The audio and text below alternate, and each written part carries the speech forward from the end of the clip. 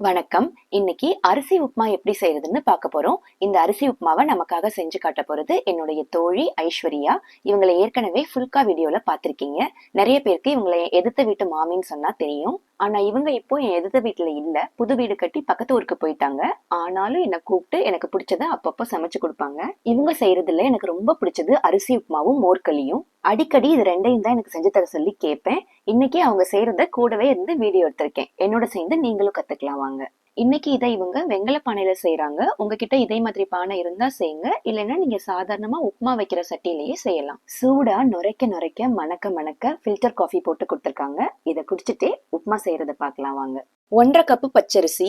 இத மதியம் 2 மணிக்கே நல்லா கழுவி அடுப்படி மேடையிலேயே ஒரு வெள்ளை துணி விரிச்சு அரிசி அது மேல பரப்பி காய வச்சுட்டாங்களாம். இப்ப சாயந்தரம் 6 மணி ஆயிடுச்சு. அரிசி நல்லா காஞ்சிருக்கணும். தொட்டு பார்த்தா லேசா ஒரு ஈரப்பதம் இருக்கு. ஆனா அரிசி ஈரமா இல்ல. கையில தொட்டா ஒட்டக்கூடாது. அரிசி கையில ஒட்டுற அளவுக்கு ஈரப்பதம் இருந்துச்சுன்னா இந்த அரிசியை பொடிக்கிறப்ப மாவாயிடும். ஆனா நம்ம அரிசிய ரவை மாதிரி குருணையாக்க போறோம். அதனால நல்லா காய வச்சிருங்க. இந்த அரிசியை இப்போ ஒரு மிக்ஸி ஜார்ல போட்டுக்கலாம். கூடவே ஒரு கைப்புடி, அதாவது 2 மேஜை கரண்டி துவரம் பருப்பு சேர்த்துக்கலாம். உங்களுக்கு வேணும்னா துவரம் பருப்பையுமே அரிசியோட சேர்த்து கழுவி காய வச்சுக்கோங்க. அரிசியும் துவரம் பருப்பையும் நல்லா கலந்துக்கங்க. இப்போ இத மிக்சில 1ல வச்சு பொடிச்சுக்கலாம். பொடிச்சாச்சு. இந்த மாதிரி குருணை குருணையா இருக்கணும். இதை விட சின்ன குருணை வேணும். நம்ம இன்னொரு சுத்து அரைக்கிறப்ப சரியா வரும். இப்ப இது கூட ஒரு தேக்கரண்டி சீரகமும் ஒரு தேக்கரண்டி மிளகும் போட்டுக்கலாம். இதை நல்லா கலந்து விட்டுட்டு இன்னும் 2 சுத்து மிக்சில சுத்திக்கலாம். 1ஆம் நம்பர்லயோ இல்லைன்னா பல்ஸ் மோட்லயோ வச்சு அரைச்சுக்கலாம். இந்த மாதிரி சின்ன குருணைகளா கிட்டத்தட்ட ரவை மாதிரி இருக்கணும். இதை இப்போ ஒரு பாத்திரத்துக்கு மாத்திக்கலாம். இது கூட ஒரு தேக்கரண்டி நல்லெண்ணெய் சேர்த்து கையால நல்லா பெசரி வச்சுக்கலாம். இது மாமி கும்பகோணத்துல வாங்கின வெண்கல பானையா. இதுல ஒரு மேஜை கரண்டி தேங்காய் எண்ணெய் சேர்த்துக்கிறாங்க.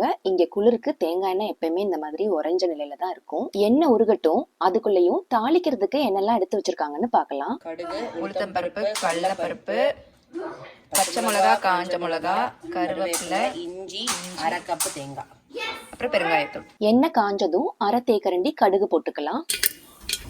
கடுகு பொரிய ஆரம்பிச்சதும் நம்ம தட்டுல எடுத்து வச்சிருந்த எல்லாத்தையுமே போட்டுக்கலாம். எத்தனை மிளகா? 2 காஞ்ச மிளகா, 2 மிளகா.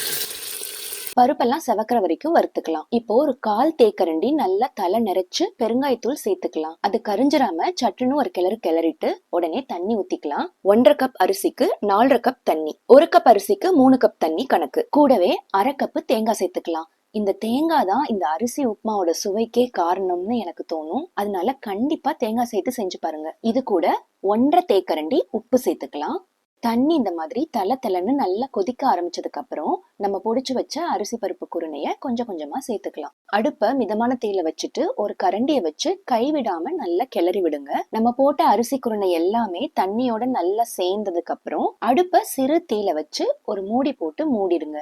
சாயந்தரம் எனக்கு அரிசி உப்புமா கொடுக்கறதுக்காக மதியமே வத்த குழம்பு வச்சுட்டாங்க. வத்த குழம்பு சூடு செய்ய செய்ய சுவை கூடும். இந்த வத்த குழம்ப சுட வச்சிடலாம். உப்புமா வேகிறதுக்கு 15ல இருந்து 20 நிமிஷம் வரைக்கும் ஆகும். தட்டை திறந்த உடனே வாசம் அருமையா இருக்கு. ஒரு தடவை நல்லா கிளறி விட்டுருங்க. கடைசியா ஒரு தேக்கரண்டி தேங்காய் எண்ணெய் சேர்த்து கிளறிக்கோங்க.